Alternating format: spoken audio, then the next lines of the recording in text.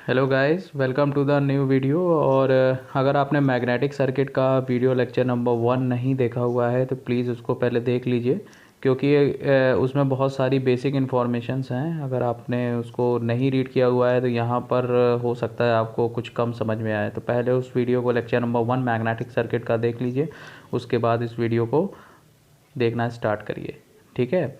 और अगर अभी तक आपने मेरे चैनल को सब्सक्राइब नहीं किया हुआ है तो चैनल को सब्सक्राइब करिए।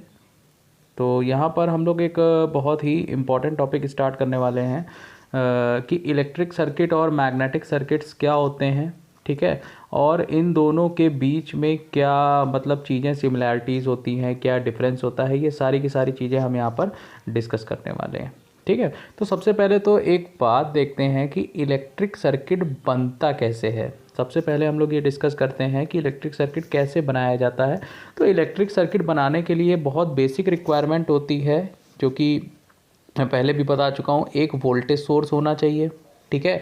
जब हम वोल्टेज सोर्स किसी भी सर्किट में लगाते हैं तो उसमें क्या फ्लो होना स्टार्ट हो जाती है, करंट फ्लो होना स्टार्ट हो जाती है। अब इस करंट को जो अपोजिशन का काम करता है वो करता है रेजिस्टेंस। रेजिस्टेंस का काम क्या होता है? करंट को अपोज करना, ठीक है। तो ये हमारा इलेक्ट्रिक सर्किट कंप्लीट हो गया, ठीक है। इलेक्ट्रिक सर्किट क्या होता है ये देखिए, यहाँ पर लिखा हुआ है close path for the electric current is called electric circuit. यहाँ पर मैं इसको सर्किल कर दे रहा हूँ। इलेक्ट्रिक करंट मतलब किसी भी इलेक्ट्रिक करंट के लिए जो भी क्लोज पाथ बनता है उसको हम लोग बोलते हैं इलेक्ट्रिक सर्किट, ठीक है। किसी भी इलेक्ट्रिक करंट के लिए जो क्लोज पाथ होता है उसको इलेक्ट्रिक सर्किट बोलते हैं। अब मैग्नेटिक सर्किट कैसे बनता है? इलेक्ट्रिक सर्किट तो मैंने बताया था क्या क्या होना चाहिए। वोल्टेज सोर्स होना चाहिए, उसमें करंट फ्लो होनी चाहिए, और एक रेजिस्टेंस होना चाहिए। रेजिस्टेंस तो होता ही है हर मटेरियल का, जो कि करंट को अपोज करता है, ठीक है। अब यहाँ पर क्या होता है, मैग्नेटिक सर्किट की बात करते हैं। मैग्नेटिक सर्किट सबसे पहले तो बनता कैसे है। मैग्नेटिक सर्किट के लिए हम लोग क्या करते हैं, एक हम लोग आयरन की कोर ले लेते हैं, ठीक है। इस तरह से आयरन की कोर ले लेंगे। जब हम आयरन की कोर ले लेंगे उसमें हम इस तरह से, प्रीवियस लेक्चर में मैंने बताया था, वाइंडिंग को क्या करते हैं, लपेट देते हैं, ठीक है। इस तरह से यहाँ पर वाइंडिंग को, ये साफ साफ यहाँ पर दिख रहा है कि ये देखिए वाइंडिंग आपकी यहाँ पर लपेटी गई है, ठीक है। कितने भी नंबर ऑफ टर्न्स ले सकते हैं। नंबर ऑफ टर्न्स आपकी रिक्वायरमेंट के हिसाब से है, 10 टर्न, 20 टर्न, 30 टर्न, वो आपकी रिक्वायरमेंट के हिसाब से है कि आपको कितना फ्लक्स प्रोड्यूस करना है, ठीक है। तो यहाँ पर मैग्नेटिक सर्किट के लिए रिक्वायरमेंट क्या है, एक सबसे पहले आप आयरन की कोर लेंगे, ठीक है। ये देखिए आयरन की कोर मैंने ली हुई है।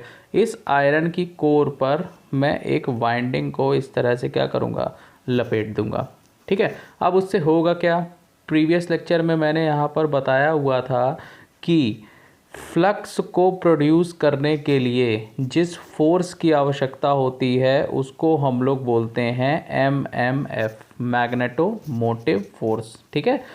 फिर से मैं बता दे रहा हूँ, फ्लक्स को उत्पन्न करने के लिए जो फोर्स की आवश्यकता होगी उसको MMF बोल देंगे। और MMF जो होता है, MMF बराबर होता है, अगर मैं MMF की बात करूँगा तो MMF बराबर होता है N×I, मतलब कितनी उसमें करंट फ्लो हो रही है और कितने नंबर ऑफ टर्न्स हैं, इस बात पे डिपेंड करता है, ठीक है। तो यहाँ पर नॉर्मल सी बात है, जब हम सर्किट में करंट को फ्लो कराएंगे, यहाँ पर जब हम करंट को फ्लो कराएंगे और नंबर ऑफ टर्न्स यहाँ पर क्या होंगे, मान लेते हैं n नंबर ऑफ टर्न्स हैं, तो यहाँ पर क्या होगा, एक फ्लक्स प्रोड्यूस होगा। वो फ्लक्स किसकी वजह से प्रोड्यूस होगा, MMF की वजह से प्रोड्यूस होगा, ठीक है। क्योंकि MMF बराबर होता है N×I। जब हम करंट फ्लो कराएंगे, नंबर ऑफ टर्न्स n रखेंगे, तो हमारा क्या प्रोड्यूस होगा, MMF। तो सीक्वेंस मैं बता देता हूँ। सबसे पहले क्या आता है, सबसे पहले तो, एक मिनट, सबसे पहले यहाँ पर हम करंट फ्लो कराएंगे, ठीक है। करंट जब नंबर ऑफ टर्न्स से जाएगी तो उससे NI बनेगा। NI का मतलब क्या होता है, MMF। इस MMF की वजह से हमारा क्या बनेगा, फ्लक्स बनेगा, ठीक है। ये हमारा पूरा सीक्वेंस होता है। तो फ्लक्स को उत्पन्न करने के लिए जिस फोर्स की आवश्यकता होगी उसको हम लोग MMF बोलते हैं। एक बार सर्किट में MMF आ गया तो उससे क्या बन जाता है, फ्लक्स। अब एक बार देखिएगा, फ्लक्स यहाँ से चलना स्टार्ट हुआ और ऐसे करके पूरे पाथ को कंप्लीट कर रहा है, ठीक है। इसको बोलते हैं कंप्लीट पाथ, ठीक है। ये देखिए एक बार फिर से, यहाँ से फ्लक्स चला है, मैंने डायग्राम में बनाया हुआ है एरो, और इस तरह से पाथ को कंप्लीट कर रहा है। अब एक चीज़ कॉमन चीज़ है यहाँ पर देखिएगा, यहाँ पर भी बात हो रही है क्लोज पाथ की, ठीक है, और यहाँ पर भी किसकी बात हो रही है, क्लोज पाथ की बात हो रही है, ठीक है। लेकिन यहाँ पर डिफरेंस सिर्फ इतना है, यहाँ पर क्लोज पाथ जो है वो किसका है, इलेक्ट्रिक करंट का क्लोज पाथ है, ठीक है, और जबकि यहाँ पर क्लोज पाथ जो है वो किसका है, मैग्नेटिक फ्लक्स का क्लोज पाथ है, ठीक है। तो अब आपको समझ में आ गई होगी डेफिनेशन क्या है।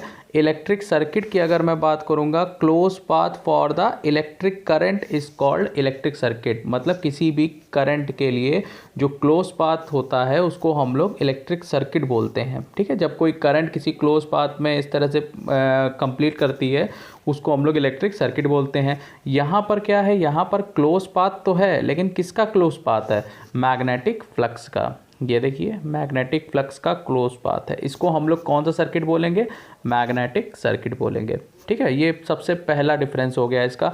सेकंड पॉइंट बहुत इंपॉर्टेंट, यहाँ पर आपने पढ़ा होगा I बराबर होता है V/R, ये सबने पढ़ा होगा इलेक्ट्रिक सर्किट में। V क्या होता है, एक तरह से EMF होता है, और R क्या होता है, रेजिस्टेंस होता है।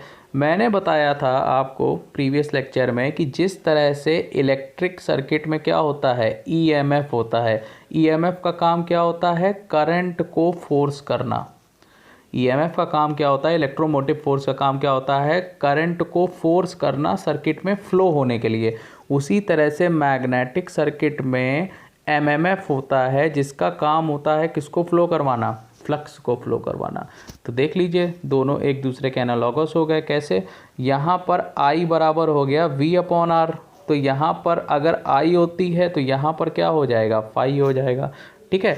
यहाँ पर EMF है तो यहाँ पर क्या हो जाएगा, MMF हो जाएगा, और यहाँ पर रेजिस्टेंस है तो यहाँ पर क्या हो जाएगा, रिलक्टेंस। याद करिए मैंने लास्ट लेक्चर में आपको बताया था कि रिलक्टेंस क्या होता है, जो मैग्नेटिक फ्लक्स को अपोज करता है उसको हम लोग बोलते हैं रिलक्टेंस, ठीक है। यहाँ पर जो करंट को अपोज करेगा उसको बोलेंगे रेजिस्टेंस, और जो फ्लक्स को अपोज करेगा उसको हम लोग बोलेंगे रिलक्टेंस, ठीक है, रिलक्टेंस बोलेंगे। ये प्रीवियस लेक्चर में मैंने आपको बताया था। तो उन्हीं चीज़ों को हम यहाँ पर कंपेयर करते हैं। I बराबर होगा V/R, V होता है EMF और R क्या होता है, रेजिस्टेंस होता है। अब इलेक्ट्रिक सर्किट और मैग्नेटिक सर्किट को कंपेयर करेंगे, यहाँ पर करंट होती है तो यहाँ पर क्या होता है, उसके करस्पॉन्डिंग फ्लक्स होता है, ठीक है। यहाँ पर EMF होता है तो यहाँ पर क्या होता है, MMF होता है। यहाँ पर रेजिस्टेंस होता है तो यहाँ पर क्या होता है, रिलक्टेंस होता है। तो यहाँ पर फॉर्मूला बन गया I बराबर V/R, और यहाँ पर फॉर्मूला बन गया फाई बराबर MMF/ रिलक्टेंस, ठीक है। ये दूसरा डिफरेंस होता है इलेक्ट्रिक सर्किट और मैग्नेटिक सर्किट में, ठीक है।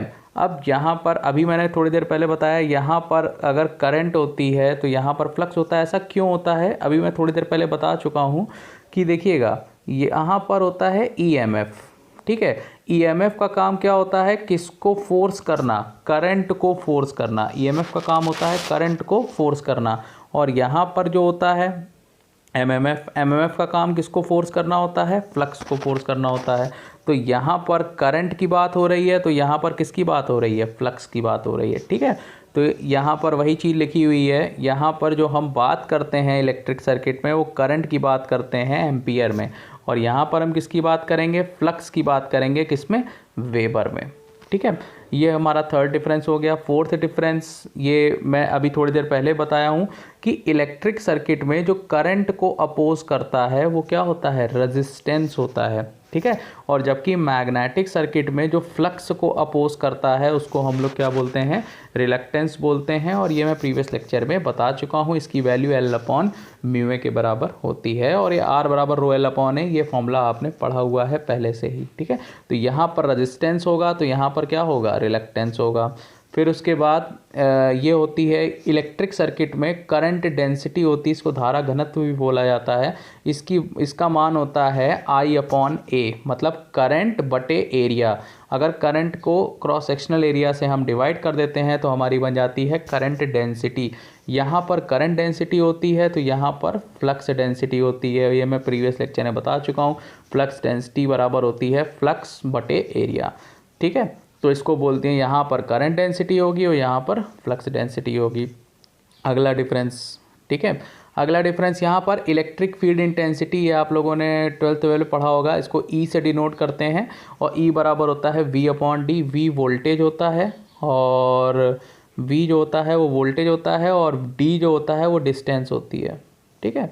तो ई बराबर होता है वी अपॉन डी। लेकिन यहाँ पर मैग्नेटिक सर्किट में क्या होता है, मैग्नेटिक जिस तरह से यहाँ इलेक्ट्रिक फील्ड इंटेंसिटी होती है वैसे यहाँ पर मैग्नेटिक फील्ड इंटेंसिटी मैंने लास्ट लेक्चर में बताया था एच होती है, एच की वैल्यू होती है NI अपॉन L। ये बिल्कुल बेसिक डिफरेंस है और ये काफ़ी इम्पॉर्टेंट है, ठीक है। तो यहाँ पर अगर समरी मैं इसकी बनाता हूँ तो क्या होता है, इलेक्ट्रिक सर्किट में करंट होती है तो मैग्नेटिक सर्किट में क्या होता है, फ्लक्स होता है, ठीक है। इलेक्ट्रिक सर्किट में रेजिस्टेंस होता है तो मैग्नेटिक सर्किट में क्या होता है, रिलक्टेंस होता है, ठीक है। और इलेक्ट्रिक सर्किट में EMF होता है तो यहाँ पर क्या होता है, MMF होता है, ठीक है। होप आपको ये वीडियो अच्छा लगा होगा। अगर आपको ये अच्छा लगा तो प्लीज़ इसको लाइक करिए, ठीक है। Thank you.